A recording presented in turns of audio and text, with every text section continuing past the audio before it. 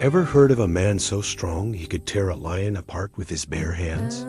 A man who took down 1,000 soldiers using only the jawbone of a donkey? This isn't a superhero movie. God chose Samson before he was even born, setting him apart for a special purpose. He was a Nazirite, which meant he couldn't drink alcohol, touch anything dead, or cut his hair. His long hair wasn't just a style choice. It was the symbol of his covenant with God, the source of his incredible supernatural strength. Samson was a legend, a champion for his people, the Israelites, who were under the thumb of the Philistines. He was God's chosen weapon. But every hero has a weakness, and Samson's wasn't a kryptonite rock. He was drawn to the allure of the forbiddens, a pattern that started long before he met Delilah. He first married a Philistine woman, which led to disaster, betrayal, and a whole lot of bloodshed. You'd think he'd learn his lesson, right? But the heart wants what it wants, even when it wants destruction. And then came Delilah. Her name alone sounds like a dangerous melody. She lived in the valley of Sorek, and Samson fell for her hard. The Bible says he loved her, but was it really love, or was it a consuming lust? The Philistine rulers saw their chance. They went to Delilah and made her, an offer she could not refuse. A mountain of silver if she could uncover the secret to Samson's strength. This wasn't just a casual question. They wanted to capture him, gouge out his eyes, and parade him around as a trophy. Delilah agreed. She became a pawn in their game, and Samson, blinded by his passion, walked right into her trap. The manipulation began. Night after night, Delilah would press him. "If you really love me," she'd say, "you'd tell me your secret." Classic emotional blackmail. 3 times, Samson lied to her. First, he said tying him with 7 fresh bowstrings would weaken him. The Philistines tried it while he slept.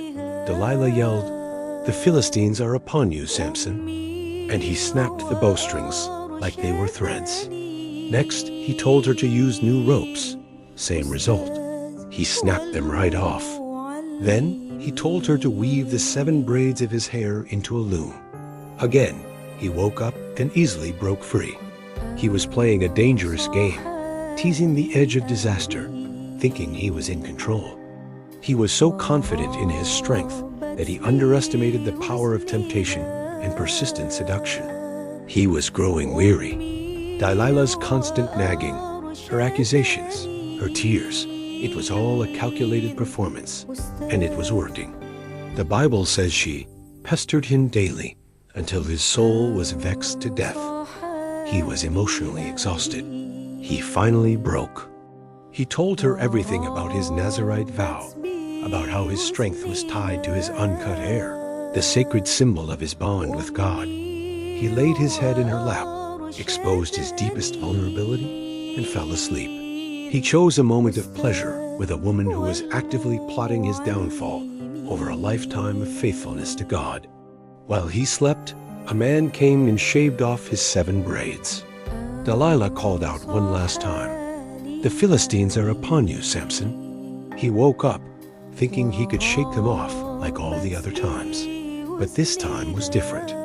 The Bible gives us one of the most tragic sentences you'll ever read. He did not know that the Lord had departed from him. His strength was gone, not because of a haircut, but because he had finally, completely, and willfully broken his covenant with God. The Philistines seized him. They gouged out his eyes and threw him in a prison, forcing him to grind grain like an animal.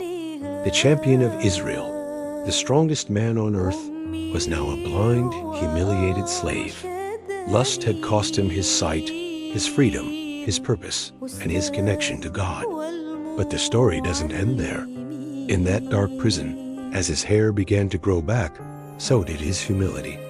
Chained to the pillars of a Philistine temple, he asked God for strength, not for his own glory, but for one final act of justice. He pushed against the 2 central pillars, and the entire temple came crashing down, ending his life, but also taking out the entire Philistine leadership. Samson's story is a powerful, gut-wrenching warning.